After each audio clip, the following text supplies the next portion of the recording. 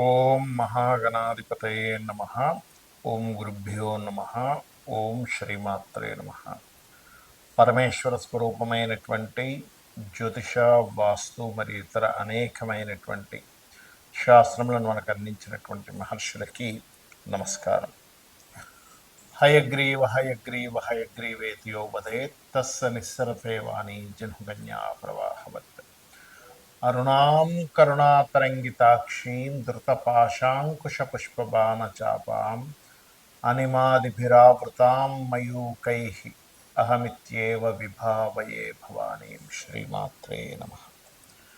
ప్రేక్షకులకి ఆ లలితాంబిక అమ్మవారి యొక్క అనుగ్రహం పరిపూర్ణంగా కలగాలని మనస్ఫూర్తిగా కోరుకుంటూ మనం ఈరోజు చెప్పుకోబోయే టాపిక్ ఏమిటంటే, ప్రతి సంవత్సరము మారుతున్నప్పుడల్లా ప్రతి ఒక్కరికి కూడా ఒక ఆశ. ఈ కొత్త సంవత్సరం వస్తుంది, 2025 వస్తుంది, లేదా 2026 వస్తుంది, ఇప్పుడైనా నా జీవితం ఏమైనా మారుతుందా. ఆంగ్ల సంవత్సరం వదిలిపెట్టిన తర్వాత ఉగాది నుంచి ఉంటారు. ఇక్కడ రెండు విషయాలు గుర్తుపెట్టుకోండి. మనము ఎక్కడికైనా వెళ్ళాలంటే మనం ప్రయాణం చేయాలి. మనం ప్రయాణం చేస్తే వచ్చేవి కొన్ని ఉంటాయి, మనం ఒక దగ్గర ఉన్నా కూడా కాలం కొద్దీ మారేవి కొన్ని ఉంటాయి. కాలంలో మరి జరిగేటువంటి మార్పుల ద్వారా మన జీవితాలు కొంత మార్పు ఉంటే, మనం చేసే ప్రయాణం ద్వారా, మనం తీసుకునే నిర్ణయాల ద్వారా, మనం ఉపాసించేటువంటి దేవతా స్వరూపాల ద్వారా, మన ఆలోచన విధానం ద్వారా కొంత మార్పు ఉంటుంది. ఆ రకంగా ప్రతి ఒక్కరికి కూడా ఫలానా నక్షత్రం నాదండి, ఫలానా రాశి నాది, ఫలానా లగ్నం నాది అని చెప్తూ ఉంటారు. అందులో పర్టికులర్గా నక్షత్రము, రాశి అనేటువంటి నక్షత్రం 24 గంటలు ఉంటే, రాశి 2.5 రోజులు ఉంటుంది. ఒక 2.5 రోజులకి ఒక రాశి మారుతూ ఉంటుంది చంద్రుడు. కానీ లగ్నం 2 గంటల అటు ఇటుగా, 2 గంటలకి ఒక 5-10 నిమిషాలు అటు ఇటుగా ఉంటుంది ప్రతి లగ్నం కూడా. మరి మీరు జన్మించిన లగ్నం బట్టి మీరు ఎటువంటి ఆలోచన విధానం కానివ్వండి, ఎటువంటి నిర్ణయాలు కానివ్వండి, ఎటువంటి దేవతా ఆరాధన కానివ్వండి, ఎటువంటి విషయాలను పట్టించుకోవాలి, వీటిని వదిలేయాలనేటువంటి విషయాలు మీరు స్పష్టంగా తెలుసుకోగలిగితే మీకు ఏ సంవత్సరం మారుతున్నా ఆనందదాయకంగానే ఉంటుంది. ఆ రకంగా మనం ప్రతి ఒక్క లగ్నానికి ఎటువంటివి పాటించాలి మీరు ఆనందంగా ఉండడానికి అనే విషయాలు మనం చెప్పుకుందాం. అయితే ఈ విషయాలు చెప్తుంది నేనైనప్పటికీ, బయటకు కనబడుతుంది అనేది చెప్తున్నట్టుగా ఉన్నప్పటికీ, చెప్పిస్తుంది పలికిస్తుంది అంత లలిత అమ్మవారిగా భావిస్తుంది. ధనుర్లగ్నము ధనస్సు రాశి. ధనస్సు రాశి వారికి నేను చాలా వీడియోలు చెప్పాను, మరోసారి గుర్తు చేస్తున్నాను.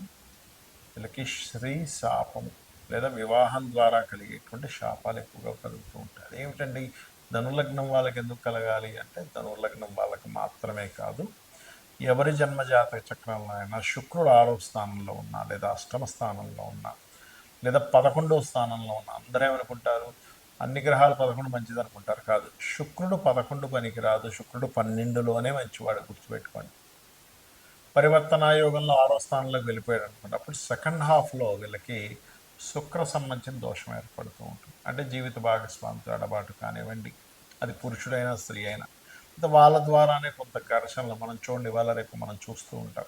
అంటే వివాహం చేసుకున్నాం, మొదట్లో బాగానే ఉన్నారు, దాని తర్వాత మా మీద గొడవలు అయిపోయాయి, కేసులు అయిపోయాయి, నాన్నకు గందరగోళం అవుతుంది అంటూ ఉంటారు. అది ధనుర్లగ్నం వారికి శుక్ర మహర్దశ వచ్చినా, లేదా శుక్రరాశుల్లో ఉండే గ్రహాలకు సంబంధించిన మహాదశలు వచ్చినా, అందులో ముఖ్యంగా వృషభ రాశిలో ఏదైనా గ్రహం మహాదశ వచ్చినా, పూర్వజన్మ కర్మ జీవిత భాగస్వామి రూపంలో అది కనెక్ట్ అయ్యి వాళ్ళని ఇబ్బంది పెడుతూ ఉంటుంది. దీన్నే మనం జ్యోతిష్ శాస్త్రం ద్వారా చక్కగా వాటికి దానాలు ఇచ్చుకొని నామస్మరణ చేసుకోవడం ద్వారా బయటపడవచ్చు.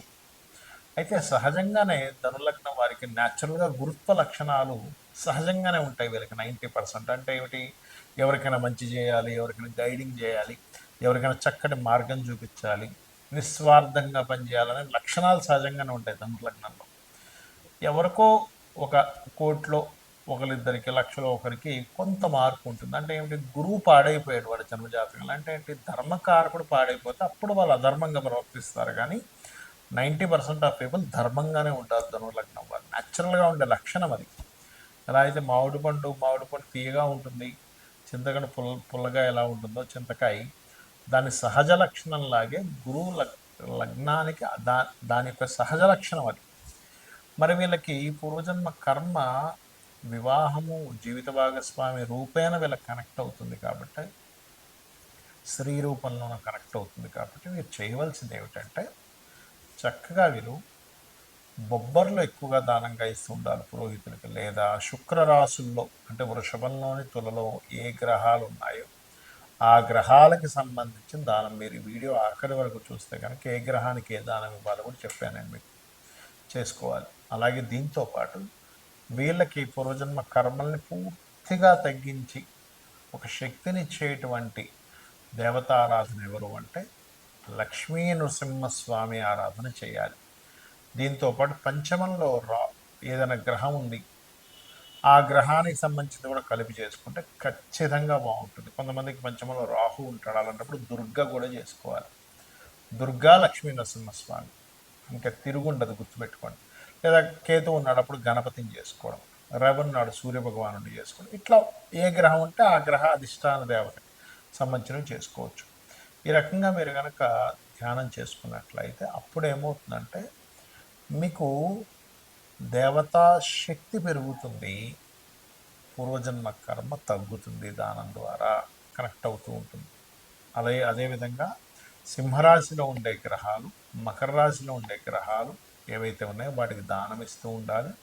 అలాగే వీరు నిత్యము కూడా వీలున్నప్పుడల్లా కూడా గోధుమలు నువ్వులు ఎంత దానంగా ఇస్తూ ఉంటే 100% వాళ్ళకి పూర్వజన్మ కర్మ అనేటువంటిది అంత తగ్గుతుంది, గుర్తుపెట్టుకోండి. అలాగే ఎక్కువగా ఆరాధించవలసిన దేవతా స్వరూపం కూడా గౌరీ అమ్మవారిని. ఓం గౌరీ దేవి అయి నమః. ఖచ్చితంగా మంచి ఫలితాలు ఇచ్చి తీరుతుంది, అందులో ఎటువంటి సందేహం లేదు.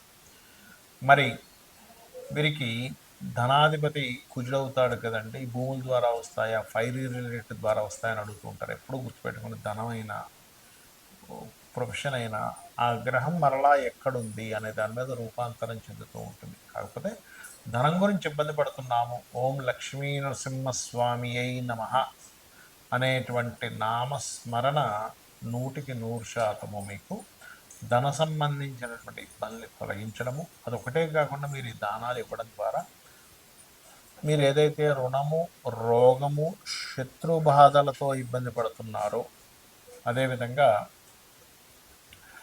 మీకు కెరీర్ పరంగా గ్రోత్ అవ్వాలని, సహజంగా కెరీర్ పరంగా మీరు గ్రో అవ్వాలనుకుంటే దత్తాత్రేయుని ఎక్కువ ఆరాధించండి, లక్ష్మీ నరసింహస్వామిని ఎక్కువ ఆరాధించండి. ఖచ్చితంగా కెరీర్ పరంగా గ్రో అవ్వడం జరుగుతూ ఉంటుంది. అయితే ఇక్కడ మీనలగ్నం వారికి ప్రత్యేకంగా మీకు ఏదైతే ఈ రుణము తండ్రి ద్వారా అని చెప్పుకున్నాం కదా, అందుకే మీరు చూడండి, గమనించండి, తండ్రితో ఏదైనా లింకప్ అయి ఉండడం, తండ్రి ద్వారా వీళ్ళు ఏదైనా పొందాల్సి ఉండడం, తండ్రి కోసం చేయడం, తండ్రి కోసమే బాధపడడం, తండ్రి గురించే ఆనందపడడం, ఇవి ఎక్కువగా ఉంటూ ఉంటాయి. కాబట్టి తండ్రితో అనవసరమైనటువంటి గొడవలు ఏవి పెట్టుకోగలిగింది. ఎందుకంటే మీ పూర్వజన్మ కర్మే దాంతో లింకప్ అయి ఉంది కాబట్టి